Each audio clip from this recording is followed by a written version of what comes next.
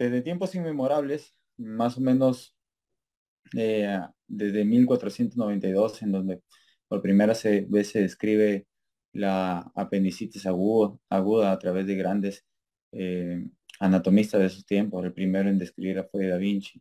Hasta hoy, la patología sigue siendo, ha sido y continúa siendo la primera urgencia quirúrgica en presentarse en todos los ambientes de emergencia en el mundo, ¿no? La patología más prevalente.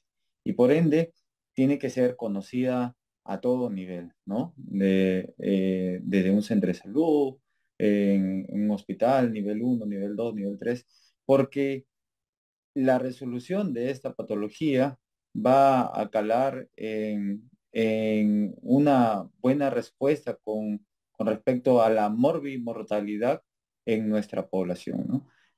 El mal manejo puede llevarnos a una morbimortalidad muy alta, ¿no? Dicen que la patología por apendicitis aguda genera tanta mortalidad como una cirugía de corazón a cielo abierto, ¿no? Entonces, a tener muy en cuenta esto.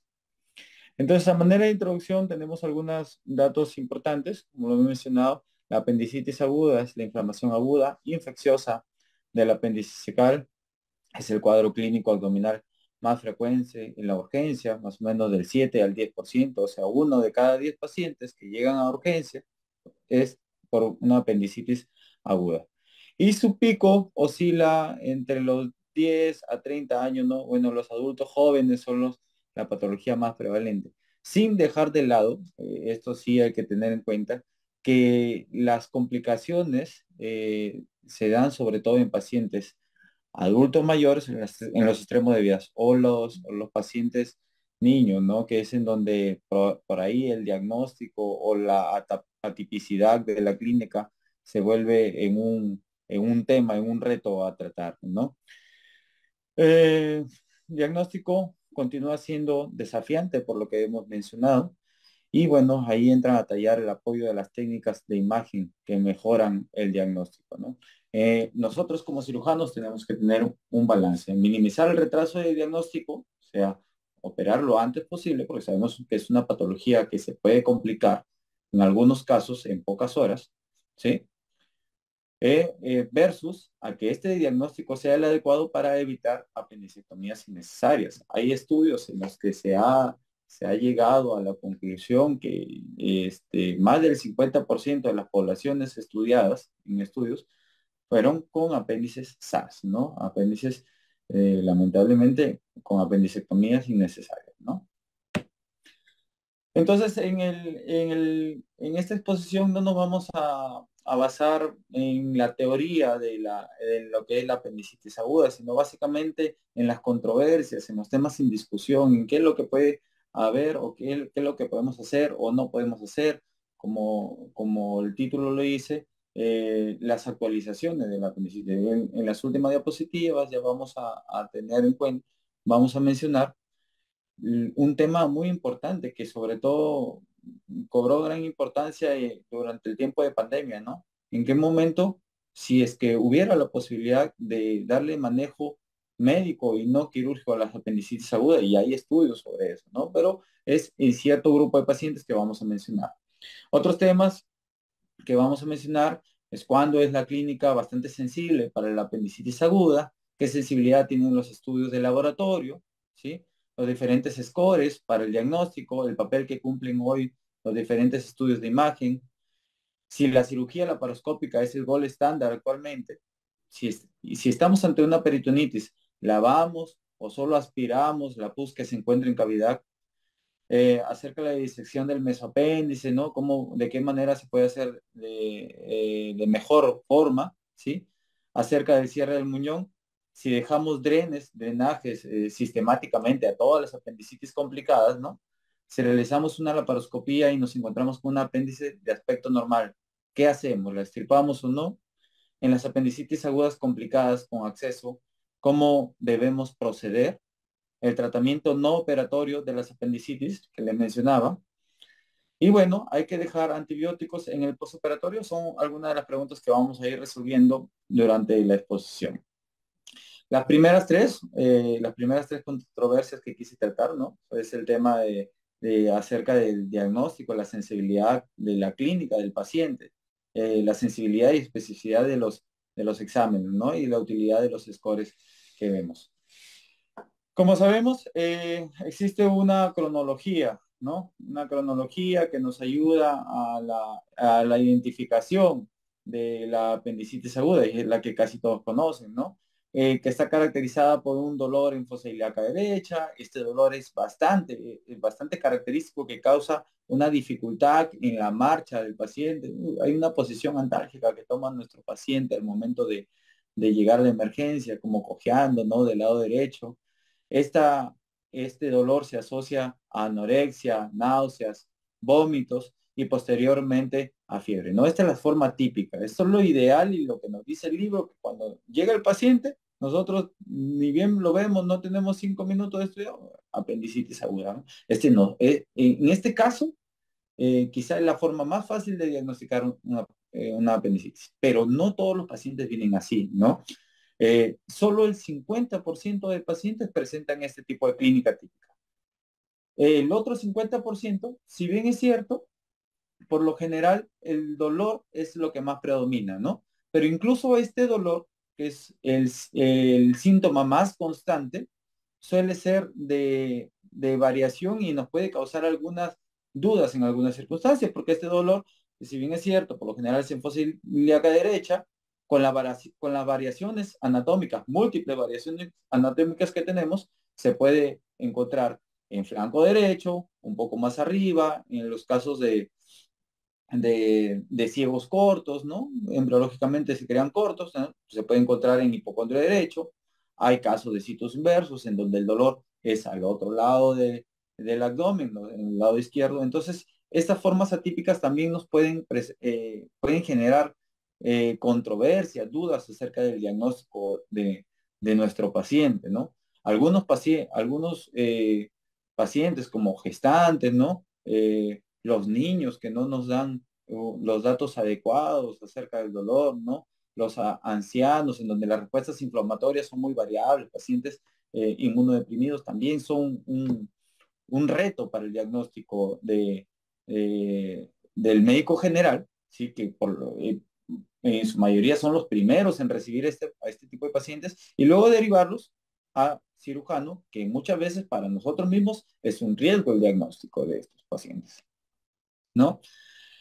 Entonces, lo otro, tenemos una clínica de apendicitis aguda atípica, en donde encontramos una variabilidad en mujeres, sobre todo en mujeres en gestantes, como le he mencionado, y en mujeres en edad fértil, ¿no? En mujeres en edad fértil hay que discernir en que no puede ser por ahí una patología urológica o ginecológica también, ¿no? Hay múltiples diagnósticos diferenciales de apendicitis aguda y muchos de ellos en relación a la mujer de edad fértil, ¿no? En pacientes añosos también.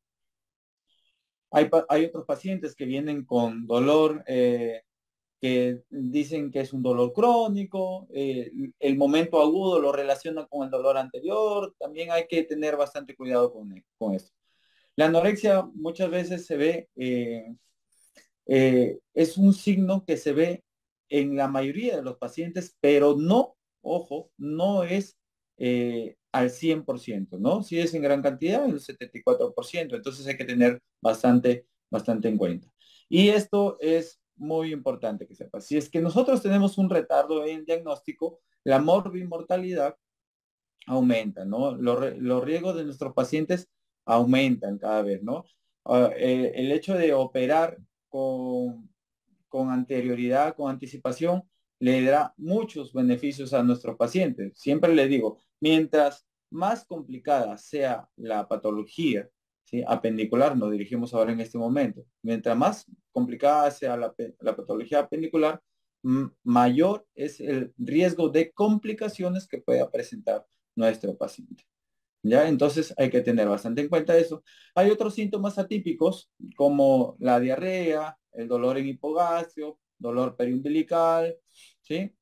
Entonces, hay algunas bibliografías, ¿no? En donde refieren "Oye, doctor, si es que el paciente viene con diarrea, ojo, mucho cuidado porque probablemente no sea una apendicitis, o es lo más probable es que no sea una apendicitis. Hay pacientes, mire, es más, hasta el 40%, lo menciona en alguna bibliografía, de pacientes con apendicitis que vienen con síntomas como la diarrea. Los síntomas urinarios también son bastante comunes, ¿ya? Frente a todo esto, la recomendación es una observación activa y lo vamos a mencionar más adelante, no lo voy a desenvolver mucho en este momento, ¿no? La, la apendicitis aguda se puede caracterizar en dos, o se puede clasificar en dos partes, ¿no? La apendicitis aguda no complicada, ¿sí? O la no perforada, y la apendicitis aguda complicada, gangrenosa o perforada. En muchas de las exposiciones ustedes van a escuchar que la apendicitis aguda complicada es la perforada, ¿no? Pero ya se ha determinado que a partir de la gangrenada, ¿no? Sí, a partir del estadio gangrenado, además de haber microperforaciones asociados un compromiso vascular ya que ha llevado a cierto grado de necrosis del apéndice, ¿sí? Eh, causan complicaciones adicionales y por lo tanto aumentan los riesgos del postoperatorio, como he mencionado anteriormente. Además, es conocido que la flora que se encuentra en este tipo de apendicitis, ¿sí? Ya en los estados gangrenoso o perforada, ya es mucho más variable, ¿sí? Se agregan algunas otras bacterias que no encontramos en los estadios no complicados, ¿sí? Ahora, ¿qué signos nos podrían dar esta sospecha de complicación? Siempre la masa palpable, la masa inflamatoria palpable, por ahí nos puede decir que hay un plastrón, ¿sí? O un acceso, la deshidratación del paciente, que nuestro paciente tenga signos de sepsis o signos imagenológicos en la tomografía, que lo vamos a ver más adelante, ¿no? Entonces, cuando el paciente pasa de estadio de edematoso o flemonosa, ¿sí? A un estadio gangrenoso a perforado, ¿sí? La morbimortalidad aumenta un 3.5 hasta 10 veces. Entonces, se multiplica 10 veces el riesgo de morbimortalidad por una complicación de la apendicitis aguda. ¿Ya? Muy bien.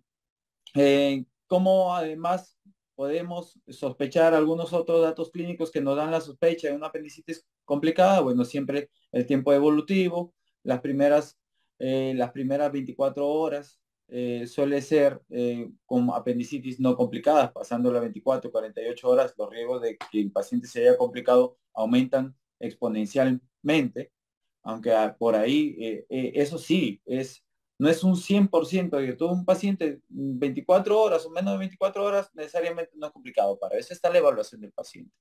Hay pacientes con poco tiempo de evolución de enfermedad, ¿sí? En donde se puede encontrar apendicitis complicadas con peritonitis localizada e incluso por ahí peritonitis generalizada. O sea que la evaluación clínica es de real importancia, gran relevancia para nosotros poder diagnosticar a tiempo un paciente con apendicitis complicada, ¿ya? El dolor abdominal topográfico en más de un cuadrante, que puede estar en relación a peritonitis, ¿sí? A peritonitis difusa, la masa palpable dolorosa, signos de Sears, más el foco, ¿no? El foco séptico y algunos signos o criterios del QSOFA, ¿sí? Que se pueden agregar, como la frecuencia respiratoria mayor de 22 respiraciones por minuto. Se puede haber a pacientes con alteración del sensorio y si es que evaluamos el paciente, un paciente séptico está disminuyendo la presión arterial media, o en este caso la presión arterial sistólica baja menos de 100, uy, se enciendan las alarmas, ¿no? Este paciente está séptico y probablemente sea por el foco apendicular que se está complicando, ¿no? ¿Qué hacemos frente a una paciente con síndrome de fosa ilíaca derecha? Si es una mujer joven, ojo, también, como le dije, el 50% de pacientes con síndrome de fosa ilíaca derecha, ¿sí? Tendrán el diferencial distinto a la apendicitis aguda. Entonces, por ahí siempre tenemos que descartar, sobre todo una patología uroginecológica, ¿no? Que sea una infección urinaria, ¿sí? Que por ahí haya alteraciones o patologías anexiales, embarazos ectópicos, ¿sí? Eh, que puedan estar causando este tipo de dolor. Entonces, siempre la recomendación en paciente de edad fértil, para empezar, su toma de beta-HCG, para que no se les pase, ¿sí? Que puede estar pasando un paciente, oye, por ahí viene con dolor abdominal, la presentación atípica, y se nos pasó el beta-HCG, se ha dado casos que ingresas por una apendicitis aguda, ¿sí? Y terminas con la parotomía por un embarazo ectópico roto. O sea, hay casos, ¿ya? El examen ginecológico siempre está indicado, sobre todo en pacientes en donde no se tiene un diagnóstico definitivo, ¿sí? No se tiene un diagnóstico certero. Siempre el examen de rutina y de preferencia acompañando el examen ginecológico, la eco transvaginal, ¿ya? Entonces, la sensibilidad y especificidad por sí solos, un examen de laboratorio como el hemograma por sí solo no tiene gran relevancia, ¿no? Hay que asociarlo siempre a la clínica del paciente, ¿ya? Entonces, las pruebas de laboratorio de la respuesta inflamatoria y los descriptores clínicos de irritación peritoneal y migración del dolor son los discriminadores más fuertes y deben incluirse en la evaluación diagnóstica de pacientes con sospecha de apendicitis. Ahora, hay algunos exámenes que además de la sospecha de apendicitis aguda, nos dicen, ya esta apendicitis se está complicando, ¿no? Entonces, por ejemplo, si tenemos una leucocitosis mayor de 18.000 asociado a la sospecha de apendicitis aguda, entonces, apendicitis aguda complicada. ¿Sí? Ese paciente ya debe estar con el apéndice que se debe estar necrosando o incluso perforando, ¿no? Otro examen que es de utilidad es el PCR, ¿no? Si tenemos un PCR mayor de 100, ojo, este paciente se está complicando. Ya no es una apendicitis leve, ¿no? Es una apendicitis complicada. Y algunas variables del SOFA, algunos criterios que podemos encontrar que nos pueden dar también indicios de la complicación, ¿no? Como el PAFI, el estado de conciencia que mencionamos anteriormente, la presión arterial, si es que el paciente necesita o no la indicación de vasopresores o no, etcétera, ¿no? Menciona también la bilirrubina, ojo, es muy, muy importante también la bilirrubina. Hay una complicación que se llama piliflebitis, ¿sí? Que está en relación a, es una complicación muy fuerte de la apendicitis aguda y que por lo general cuando el paciente está con piliflebitis, no dudemos que el paciente debe estar en un estado séptico y que el tratamiento debe ser agresivo, ¿ya? Entonces, evaluando la presentación clínica para ver qué tanto datos nos puede dar o qué tanta ayuda diagnóstica y como tratamiento nos puede dar algunas escalas. Tenemos la escala de Alvarado, la apendicitis inflamatoria response, ¿sí? El score de apendicitis en adultos. Entonces, por lo general, nos dan rangos. Al final de la contabilidad del puntaje nos dan rangos. No vamos a escribir cada uno de ellos, no es necesario para el fin, pero sí para el fin es el rango que nos dan, ¿no? Entonces nos dan, en los tres casos nos dan paciente de alto riesgo, paciente de riesgo intermedio, paciente de riesgo bajo. Si es que tenemos un puntaje que nos da alto riesgo, indudablemente el paciente tiene que ir a apendicectomía, ¿sí? Eso no hay duda. ¿Qué hacemos con el paciente con bajo riesgo? Probablemente, es muy probable que este paciente que quede en bajo riesgo, que no vaya a una apendicectomía, por ende, que no tenga apendicitis aguda. Pero ojo, a pesar de que este paciente de bajo riesgo, en donde es muy poco probable que tenga apendicitis aguda, incluso se le puede dar de alta, pero se le dice al paciente o al familiar, ¿sabes qué? También existe la posibilidad, te vamos a dar de alta, pero también existe la posibilidad que la apendicitis aguda en los primeros estadios sea asintomática y no presente los criterios clínicos eh, completos o adecuados para poder discriminar en que pueda ser una apendicitis o no. Si la sintomatología es persistente o la sintomatología se empeora en el transcurso de las horas, regresas, ¿no? Pero hasta ahí nomás. Como les menciono, si es que el paciente con una escala de bajo riesgo puede ir a casa, pero con esa salvedad. Y el paciente con riesgo intermedio es en el que tenemos que trabajar, ¿no? Probablemente este paciente de riesgo intermedio tenga una enfermedad con clínica atípica, por ahí que el diagnóstico para el cirujano no sea eh, tan claro, para el médico general no sea tan claro, ¿sí? Y lo primero, lo que mencionamos en un par de diapositivas atrás, lo que mencionamos como observación activa, ¿sí? ¿Qué hacemos con este paciente? Y está descrito en mucha bibliografía y en muchas de las presentaciones se ha dicho. Este paciente no puede ir a casa, ¿sí? Se le agregan los exámenes auxiliares pertinentes, de los que vamos a hablar más adelante, nos tenemos a la mano ecografía, si tenemos a la mano tomografía, vamos a hablar de la importancia de la resonancia magnética, bueno, ¿sí? Y una evaluación persistente incluso hasta 24 horas después de la primera evaluación, ¿no?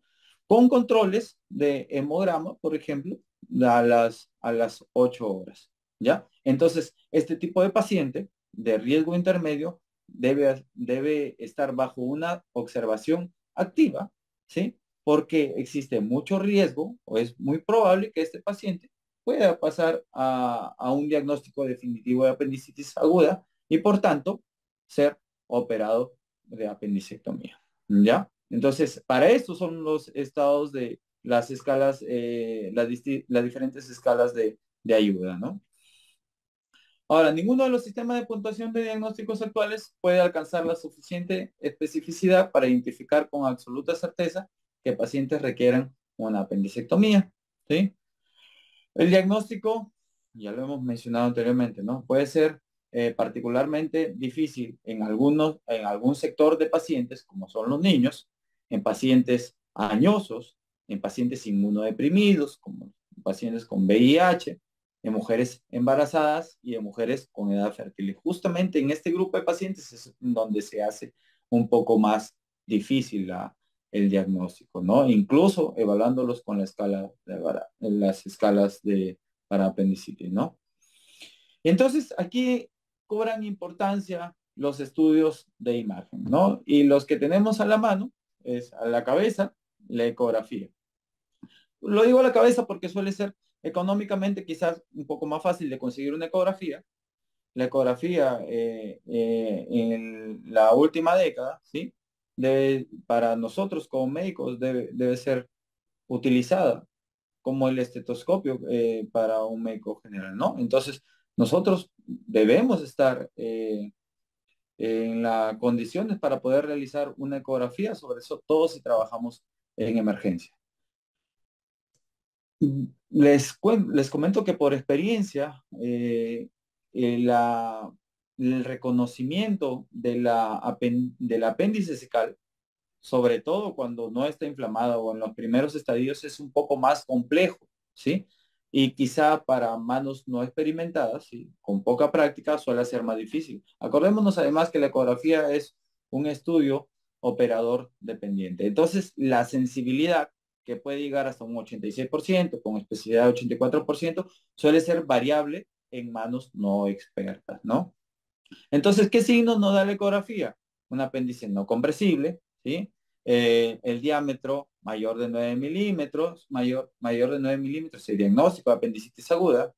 También podemos ver cambios en la grasa circundante y aumento de la vascularización, ¿no? En este caso, no sé, aquí, ¿no? Entonces vemos el signo de la escarapela, ¿no? Que es signo de apendicitis aguda.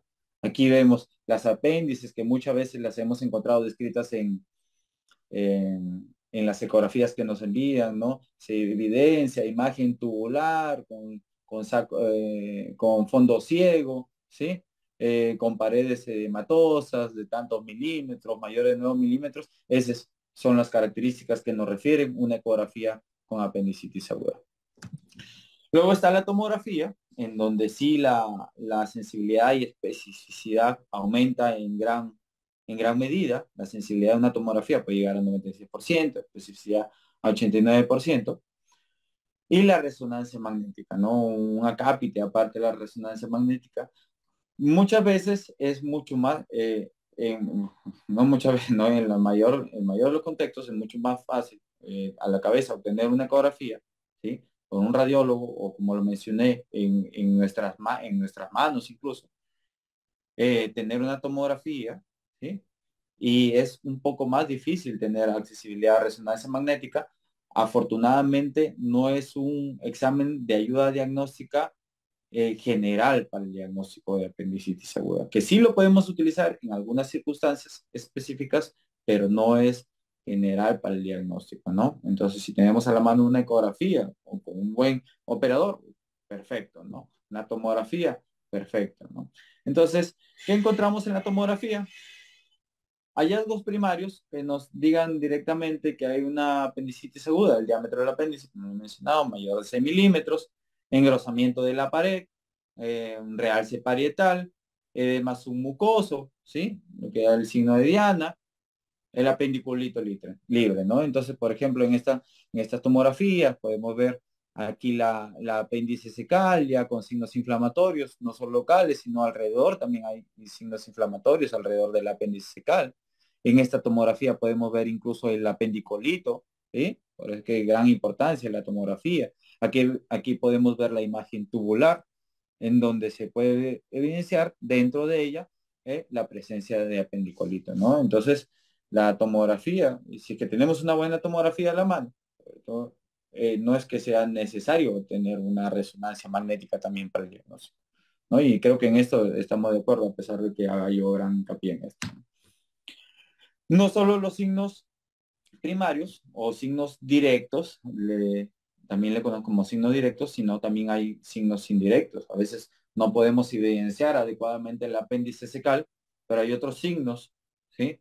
Que nos sugieren que por ahí puede haber un proceso inflamatorio apendicular. ¿Qué signos en la tomografía? Por ejemplo, el engrosamiento focal de la pared secal, la alteración de la densidad de la grasa periapendicular, que es reconocible por tomografía, incluso por ecografía, ¿no? Entonces, a veces, o también en otras oportunidades, aunque no es tan sensible ni específico, por ahí líquido libre en fosa ilíaca derecha, se evidencia alteración de la grasa periapendicular, eh, o aumento del volumen de densidad de la pared secal, y por ahí, ojo, atento que por ahí quizás no se evidencia el apéndice, la apendicitis adecuadamente porque está en los primeros estadios, pero ya nos está dando signos de inflamación en esa zona y hay que tener en cuenta, ¿ya? Y los signos de perforación que también se pueden ver en las tomografías, como es el gas extraluminal, por lo general es un hemoperitoneo local, ¿no? Ahí en fosa ilíaca derecha. Se puede ver el acceso, se puede ver el flemón, el apendicolito ya no dentro del apéndice secal, también se puede ver el apendicolito libre y defecto focal del realce parietal. Ya, entonces aquí vemos algunas tomografías en donde se puede ver el neumoperitoneo, ¿sí? Por el apéndice secal perforada. Por aquí vemos otra en donde se puede ver algo de líquido libre, ya perihepático, ¿no? Nos puede estar diciendo que este paciente además está yendo a una peritonitis generalizada, ¿no? Es un apéndice complicada, hay más neumoperitoneo por acá, ¿sí? Vemos por acá un componente de gas y líquido, ¿sí? Característico de los accesos apendiculares, ¿sí? Acordémonos que una de las complicaciones son las masas apendiculares. Las masas pueden ser sólidas, los plastrones pueden ser líquidas, no son el acceso apendicular, ¿no? Y por acá, esta otra imagen nos está mostrando el apendicolito, ¿no? Que está en relación a este acceso, ¿no? Este es otro corte dentro del mismo paciente, al parecer. Y por acá tenemos otro diagnóstico con acceso, nuevamente, acceso apendicular, y nuevamente tenemos aquí el apendicolito libre. Muy bien, entonces son algunos datos que nos puede dar el estudio de tomografía frente a una apendicitis aguda. Ahora, el diagnóstico de resonancia magnética o la utilización de la imagen por resonancia magnética cobra importancia, sobre todo en niños en los cuales se Se trata de no irradiarlos y en gestantes, ¿no? Ahora, la información aportada por el ultrasonido no es concluyente. Nosotros no podemos pensar, no es concluyente el ultrasonido, no es concluyente la tomografía. Por ahí, si es que tenemos a la mano la resonancia magnética, eh, podemos pensar, ya le sacamos resonancia magnética para confirmar, ¿sí? Pero no es que sea el estudio de primera elección. Primero el ultrasonido, primero la tomografía, ya por ahí la resonancia magnética muy alejada. La información que brinda la resonancia magnética cambiará el manejo del paciente. Esto va en relación a que, oye, pero si ya tenemos un paciente con leucocitosis, por ahí no tenemos la idea tan clara de que sea una apendicitis, no al 100%, pero es leucocitosis, el paciente está séptico, el paciente probablemente tenga una peritonitis generalizada. No estamos seguros de que sea una apendicitis, está bien, pero sabemos que el paciente tiene un foco séptico abdominal, va a entrar a sala de operaciones, requerirá resonancia magnética. Bueno, en este caso, no es que sea necesaria la resonancia magnética porque al final nuestro manejo no va a cambiar, va a ser quirúrgico sí o sí, ¿no? En ese tipo de pacientes tampoco se le pide resonancia magnética. Ahora, la resonancia magnética no se puede posponer hasta el parto. Bueno, en este caso, definitivamente no se podría posponer porque la apendicitis aguda es una patología que se tiene que resolver de manera inmediata, ¿no? No se puede esperar en pacientes gestantes, llevarlos hasta después del parto. Y este es un algoritmo diagnóstico, examen físico, si es que presenta en las escalas de valoración riesgo alto, paciente a cirugía, ¿no? Si es que es dudoso, pasa a ultrasonido, si el ultrasonido sale positivo, cirugía. Ahora también, si es que se le hace, si es que es dudoso, podemos enviar a tomografía o después del ultrasonido, que por ahí que sigue siendo dudoso, también lo enviamos a tomografía, ¿ya? Si la tomografía, el ultrasonido, todos los estudios nos dicen por ahí sigue siendo dudoso, observación activa, ¿sí? Acordemos este principio, observación activa. ¿Sí? Si es que la tomografía dice positivo, cirugía. Dice que la tomografía lo recalco como negativo, le queda descartado la patología apendicular. Alguna de las otras controversias es la cirugía laparoscópica, el gold estándar. Si estamos ante una peritonitis, lavamos, aspiramos. La disección del mesopéndice, con que la hacemos, el cierre del muñón, dejamos drenaje o no, esto lo vamos a recordar bastante rápido, ¿ya? En general, y creo que quede bien claro para nuestros oyentes de este auditorio virtual que tenemos, la laparoscopía le da mayor beneficio al paciente que sea operado por laparoscopía que por cirugía abierta. Muchos beneficios. Se puede operar por peritonitis, se puede operar por laparoscopía. Un paciente con peritonitis aguda, sí se puede operar. Lamentablemente, hasta ahora, ¿sí? Hasta ahora, el año 2024, sigo recibiendo casos en donde se escucha que médicos le dicen al paciente, ¿sabes qué? Es peritonitis, no se puede hacer la laparoscopía. Esto es totalmente mentira, ¿sí? El paciente se beneficia mucho más de peritonitis, cuando tiene peritonitis, de operarse por una laparoscopía. Es más, yo escuché en algunas conferencias, tengo un paciente con peritonitis generalizada y tengo un paciente con apendicitis localizada en una guardia y solo tengo un equipo de cirugía laparoscópica. ¿A cuál prefiero entrar? ¿La apendicitis localizada no complicada o al paciente con peritonitis? Obviamente que al paciente con peritonitis, porque es el que se va a beneficiar más de haber sido operado por laparoscopía que el paciente con apendicitis no complicada, localizada, que incluso en algunas circunstancias el paciente trata de hacer por ahí una incisión pequeñita, más estética, porque la patología lo permite. Pero la patología por peritonitis generalizada no permite eso, ¿no? Si el paciente no tiene la opción de la parotomía, de la paroscopía, el paciente con peritonitis probablemente tiene una incisión mediana, muchas veces de dimensiones exageradas por la necesidad del lavado de cavidad o la limpieza de cavidad en todo caso, ¿no? Entonces, algunos puntos a tratar. El tiempo quirúrgico en la cirugía abierta es quizá en peritonitis es mayor el tiempo quirúrgico, en peritonitis, ojo, es mayor que en la cirugía abierta, ¿sí? el tiempo operatorio. Pero créanme que en muchos de los casos, cuando la apendicitis es no complicada, la laparoscopía termina siendo más rápido, es un procedimiento más rápido que la cirugía abierta, ¿sí? Entonces, por ahí que de pronto, ¿por qué? Por en la peritonitis sí hay que disecar con mucho más cuidado, hay que tener cuidado con el momento de la liberación de las asas intestinales, el momento de lavado o limpieza de la cavidad, ¿sí? Pero cuando hay una apendicitis no complicada, suele ser, en muchos de los casos, más rápido. Ahora, estas ventajas ya son, las siguientes son ventajas muy claras. El paciente con el dolor postoperatorio definitivamente va a ser mayor en la cirugía abierta que en la cirugía laparoscópica. La internación por ahí que le da 1 o 2 días más al paciente con cirugía abierta que con cirugía laparoscópica. Las complicaciones intraabdominales, aquí también hay que ser bien claros. El paciente presenta complicaciones intraabdominales y va a ser lo mismo, ya sea laparoscópica que por vía abierta o convencional.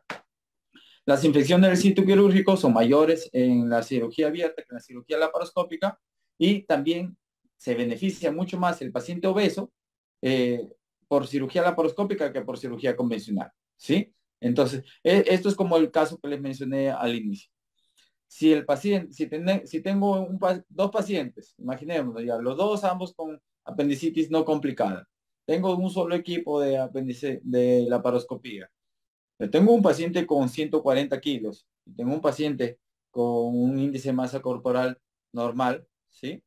Entonces, ¿quién se va a beneficiar más de la cirugía laparoscópica? ¿A quién acordemos que nosotros tenemos que dar este, preferencia, y se me fue el término, ¿no? Pero ¿quién se beneficia más en este momento de la cirugía laparoscópica? Obviamente que el paciente obeso, ¿ya? Entonces, también está recomendado, no excluye y que la obesidad una cirugía laparoscópica.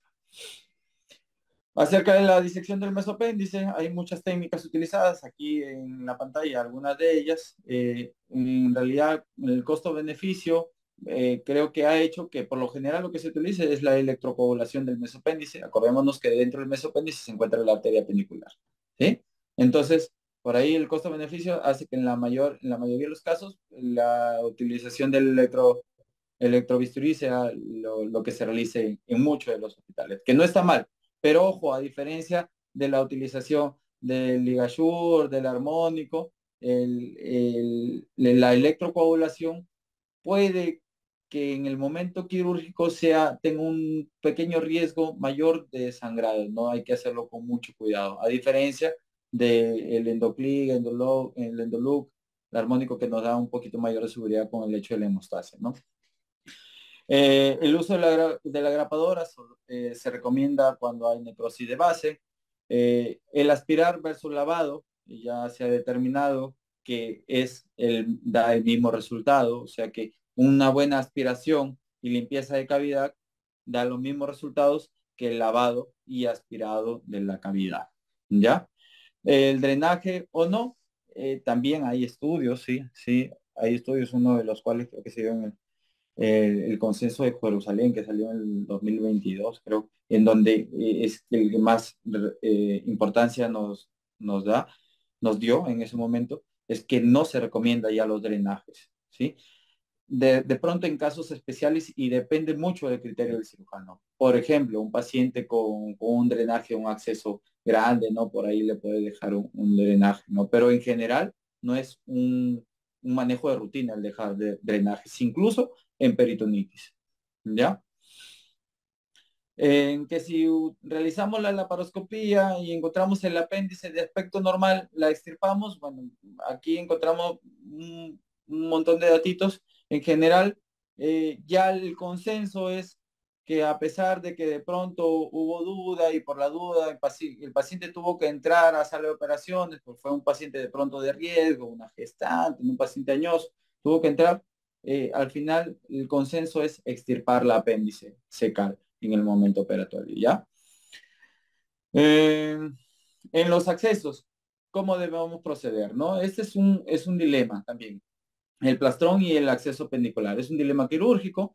La verdad es que es una cirugía muy demandante. Debería ser realizada por manos expertas, ¿sí? los riesgos durante la cirugía, si nos encontramos frente a este contexto de un plastrón, un acceso, los riesgos aumentan, la morbilidad aumenta, ¿sí? Pasa de multiplicarse por 3 a multiplicarse por 8, ¿sí? Y en algunos de los casos, créanme que cuando uno encuentra un plastrón, a veces, lo primero es que no diferencias nada. Lo segundo es que por ahí puedes confundirlo hasta con un tumor. Y muchos de los casos, o en algunos de los casos, perdón, en algunos de los casos terminaron con resección ileocecal. Y en algunos de ellos, esta resección ileocecal se pudo evitar.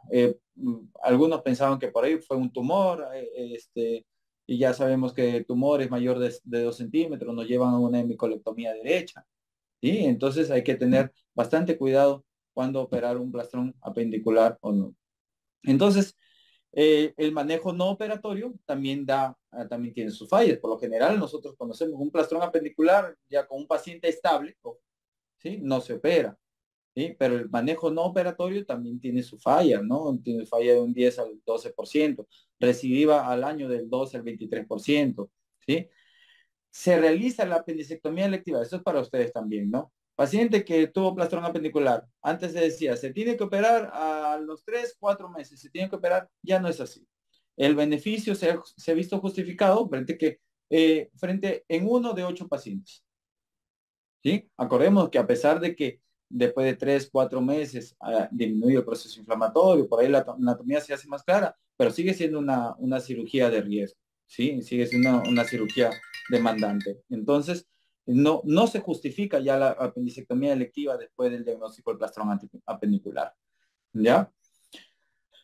Nuevamente, este tipo de cirugía, en el caso del acceso al plastrón, recordemos que el plastrón puede traer consigo que se accede, este acceso puede causar sepsis también, ¿sí? Por ahí en algunos casos puede causar obstrucciones intestinales, condiciones que nos lleven a la realización de la cirugía a pesar de la masa pendicular o el plastrón, ¿no? Entonces, ¿puede realizarse por vía laparoscópica? Sí se puede realizar por vía laparoscópica, pero lo que se recomienda es que sea ayudado de manos expertas, de personas que tengan experiencia en el manejo laparoscópico de este tipo de patologías, ¿ya?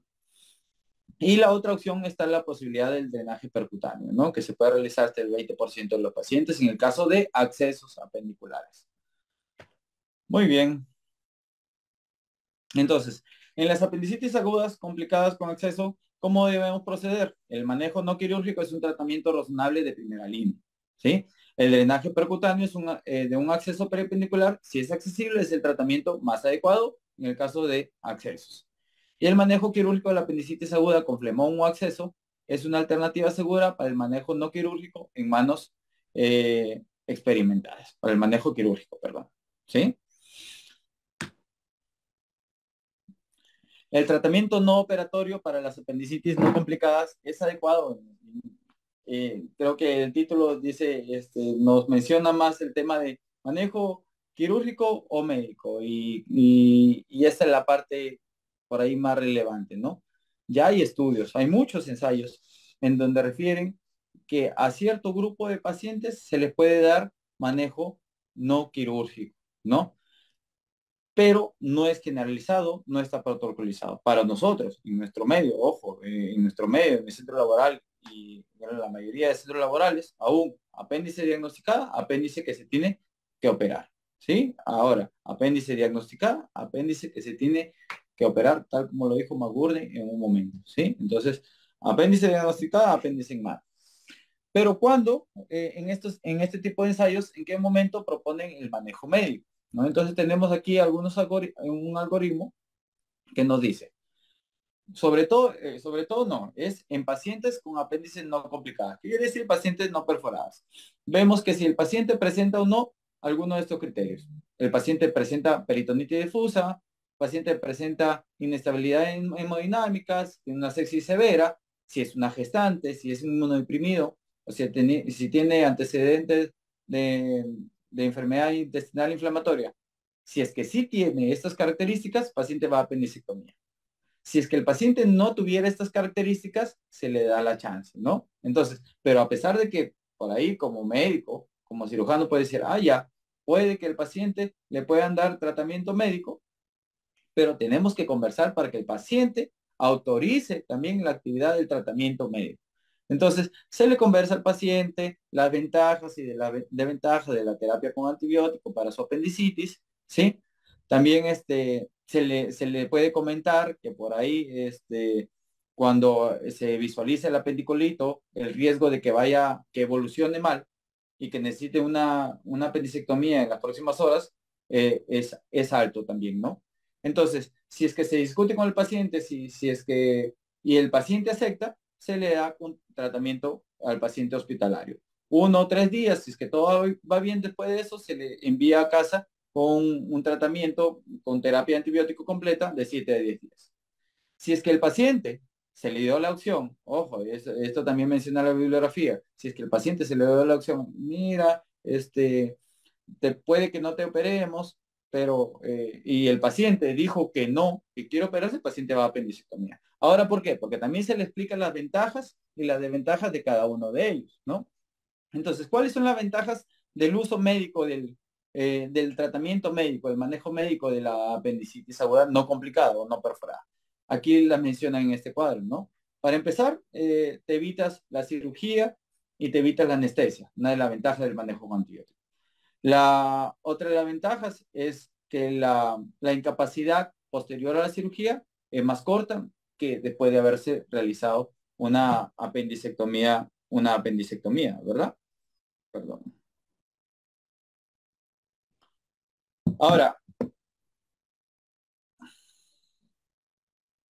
Ahora, el riesgo de la ruptura apendicular no, eh, no incrementa, ¿sí? Si es que tienes la terapia con antibiótico o con apendicectomía de un primer momento. ¿A qué se refiere esto? Cuando nosotros, perdón, cuando nosotros no, en estos ensayos, cuando se le dio la opción de la terapia no quirúrgica, previamente a esto se valoró también que a los pacientes que, que no pudieron ingresar a sala de operaciones, incluso hasta durante las primeras 24 horas, y que no eran apendicitis complicados, ojo, en pacientes con apendicitis no complicadas, y que no tuvieron la opción de ingresar a sala de operaciones durante las primeras 24 horas, no tuvieron mayor problema no tuvieron mayor problema o mayores complicaciones que pacientes con apendicitis no complicadas que sí ingresaron durante las primeras 24 horas. Entonces, por ahí que si intentas darle manejo médico, ¿sí? Durante las primeras horas y todo te va bien, excelente, ¿no? Pero si es que el paciente evoluciona con una clínica, evoluciona mal con el tratamiento, y la terapia, la apendicectomía, se da dentro o posterior a las 24 horas, ¿sí? Inmediatamente no va a haber mayor repercusión en la morbimortalidad de nuestro paciente. Ahora, ¿cuáles son las ventajas de la apendicectomía? Bueno, eh, bueno, que por ahí que el paciente con tratamiento médico suele tener muchas recurrencias al estado, a la emergencia por cuadros de dolor o por cuadros parecidos a la apendicitis aguda. Ya cuando nosotros realizamos una apendicectomía, por lo general el paciente ya no tiene estas molestias, ¿no? Ya le solucionaste la apendicitis. No, básicamente esas son las ventajas que tiene la apendicectomía directa de la no indirecta. Ahora, las desventajas, podríamos hablar de la cirugía o no, ¿no? Para empezar, te expones a la cirugía y te expones al proceso de anestesia. Y segundo, que la incapacidad posterior a la cirugía suele ser mayor en relación a la incapacidad que puede presentar el paciente cuando se le dio tratamiento médico, ¿no? No se le dio tratamiento quirúrgico. Ahora, las fallas en el tratamiento que puede presentar el paciente con manejo solo médico, hay una falla de 10 al 20% durante los 30 primeros días, durante el año puede haber una falla, una recurrencia de enfermedad de 30 a 40%, y en 5 años puede llegar esta falla hasta un 50%. Otra de las desventajas que puede haber en un paciente que solo fue sometido a tratamiento médico es que en algunos de los casos, en algunos casos, sobre todo en pacientes adultos mayores, no se reconoció a tiempo una patología neoplásica apenicular, que sí se pudo haber reconocido, quizás si el paciente hubiera sido operado inmediatamente reconocido el cuadro de apendicitis aguda, ¿no? Entonces también esa es una de las desventajas del tratamiento solo médico. En general, vamos regresamos al comienzo, ¿no? A lo que dije antes de esta diapositiva. Actualmente el protocolo es apendicitis reconocida, apendicitis operada, ¿ya? Muy bien. Ahora, con respecto a los antibióticos postoperatorios, eh, se le da una cobertura simple, una cobertura de apenas un día, las apendicitis agudas simples, no complicadas.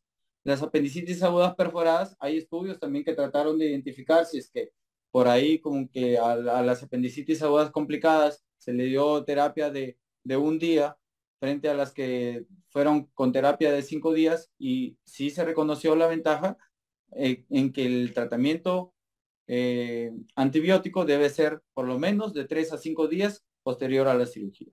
¿Ya? Entonces, en los otros casos, en el plastrón apendicular, el tratamiento debe ser de 10 a 14 días con terapia antibiótica, y en acceso apendicular de la misma forma, de 10 a 14 días. Y en estos casos, evaluar dentro de este lapso de tiempo, ¿sí? Si es que el paciente por ahí requiere una terapia quirúrgica, o también si es que podría ir a una punzoaspiración en el caso de accesos apendiculares. Muy bien, eso es todo. Muchas gracias. Muchas gracias al doctor Grados por su participación. Vamos a tener un par de preguntas seleccionadas del público. La primera consulta es, ¿cuáles son los criterios para convertir una apendicectomía abierta a laparoscópica, doctor Grados? Creo que es al revés, ¿no? Una apendicectomía laparoscópica abierta, ¿no? A Eh, laparoscópica. sí. Entonces, debemos conocer primero que existen eh, algunos criterios que nos dicen que definitivamente no puedes hacer una cirugía laparoscópica, ¿no? Es, entonces, pero son muy pocos. Por eso es que les expliqué también en algunos casos que eh, las apendicitis, las peritonitis por apendicitis se tienen que operar por laparoscopía. Pacientes obesos se tienen que operar por laparoscopía. Incluso los gestantes se pueden operar con laparoscopía. Solo hay dos criterios absolutos en los cuales no se puede operar laparoscopía en general, ¿no? Que son la hemodinamia inestable, pacientes inestables, y alteraciones de la coagulación. Lo demás son contraindicaciones relativas. Y también hay que reconocer que las contraindicaciones relativas también están bajo las condiciones de la experticia del cirujano, de la experiencia que tiene el cirujano. Entonces, por ahí que un paciente con múltiples adherencias, las gestantes en el tercer trimestre, por ahí, si es que el cirujano no es muy experto, ojo, también hay que saber reconocer nuestros límites, y mejores no realizar la cirugía laparoscópica, sino una cirugía convencional. Pero si es que eres capaz de hacer una cirugía laparoscópica, perfecto. Bueno, frente a esto, si es que nosotros estamos en el tema de la cirugía laparoscópica, y por ahí la disección se hace muy compleja, ¿sí? No estás con un tiempo operatorio muy largo, hay apendicectomías que pasan 2, 3 horas, no puedes resolver, por ahí la anatomía se hace muy complicada, no está tan bien de reconocer, ¿sí? Y hay que acordarnos que primum non nocere, ¿no? Primero, no hacer daño. En estos casos, es mejor convertir a continuar, y por ahí que perfores una víscera, por ahí que ni siquiera lo identifiques y que has dejado dañado un órgano, y que en el postoperatorio se puede identificar con una peritonitis, o que el paciente incluso pueda fallecer por cualquier complicación. Entonces, en estas circunstancias, en donde ya no puedes avanzar, no por la capacidad, no, si incluso porque el paciente no lo permite, es mejor convertir. Ahora, el convertir no es un fracaso. El convertir es parte de la cirugía del paciente. Entonces, siempre cuando al paciente se lo va a operar, ¿sabes qué? Mira, la cirugía es complicada.